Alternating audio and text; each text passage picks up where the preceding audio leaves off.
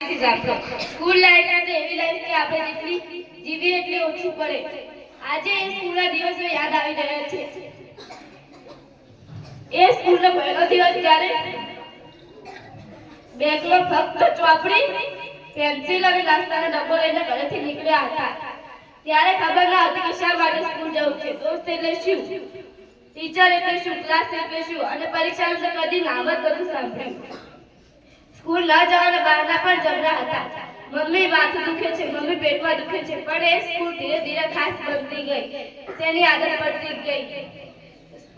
સ્કૂલમાં ભણવાનું ઓછું અને મિત્રો સાથે રમવાનું વધુ ગમવા લાગ્યું. એમ કરતા કરતા ધોરણ 1 થી 8 ના દિવસો પૂરા થઈ ગયા. પણ એ મિત્ર મારા જીવનનો હંમેશા એક ભાગ રહેશે. All time miss you. અને ગુરુજીઓ માટે તો એટલું જ કહીશ કે ત્વમેવ માતા પિતા ત્વમેવ બંધુ જ સખા ત્વમેવ.